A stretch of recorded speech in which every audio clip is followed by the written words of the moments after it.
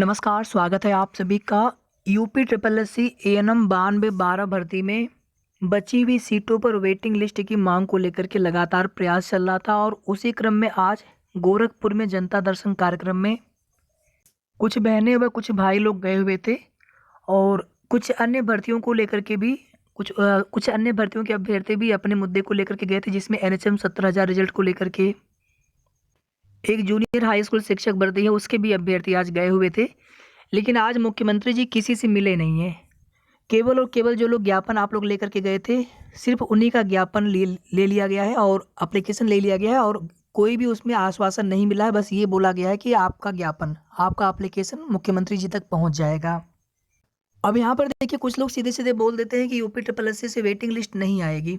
सबको पता है कि यूपी ट्रिपल एस सी से वेटिंग लिस्ट का प्रावधान नहीं है। अगर प्रावधान होता तो हम लोग आयोग से मांग करते, ना कि मुख्यमंत्री जी से जाकर के मांग करते। तो सबको पता है ये चीज़ें। तो यहाँ पर सभी को सपोर्ट करना चाहिए, ना कि यहाँ पर ऐसे बोलना चाहिए कि वेटिंग लिस्ट नहीं आ सकती। क्यों नहीं आ सकती है? जो भी सीटें बच रही हैं, और आप सभी ध्यान दीजिएगा, जो भी सीटें खाली होती हैं भर्ती पूरी होने के पश्चात भी जो भी सीटें खाली होती हैं उन सीटों पर प्रतीक्षा सूची का प्रावधान होता है। ऐसा नहीं होता है कि उस पर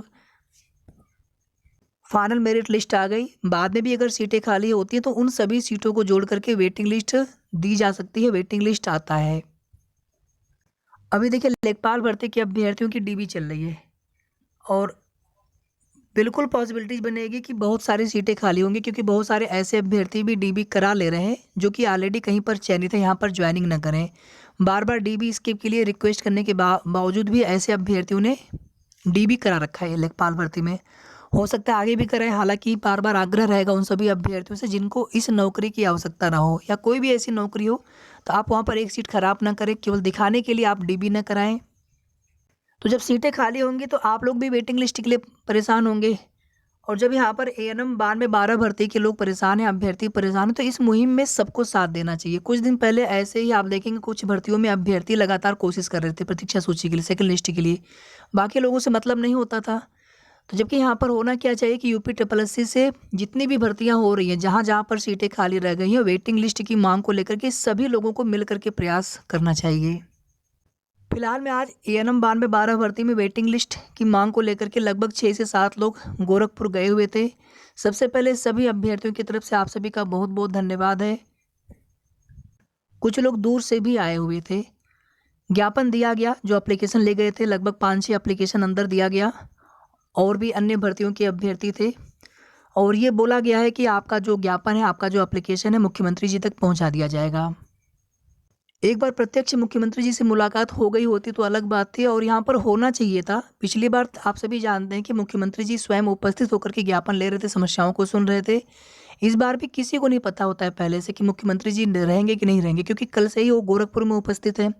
8 बजे के बाद से उनका नवरात्रि का वाला कार्यक्रम है, कन्या पूजन वाला कार्यक्रम। तो सभी को लग रहा था कि उसके पहले पहले तक जनता दर्शन कार्यक्रम में वे उपस्थित रहेंगे, लेकिन वे नहीं थे, जिस वजह से प्रत्यक्ष उनको ज्ञापन नहीं दिया जा सका।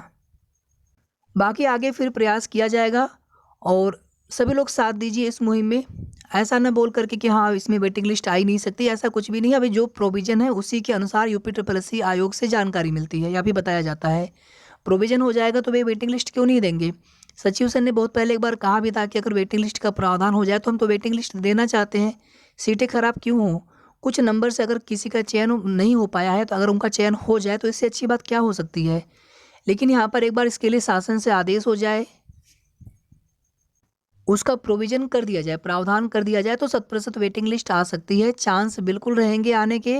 और आप सभी से हमारा ये भी रिक्वेस्ट है, ये भी निवेदन है कि आप लोग पीईटी 2023 अच्छे से दीजिए, सभी लोग दीजिए, ताकि आने वाले एएनएम भर्ती के लिए आप लोग एलिजिबल हो सकें। इस पेट से अब कोई भी भर्ती नहीं आने वाली है एएनएम की, अगले पेट से आने वाली है, अगले पेट से आना है।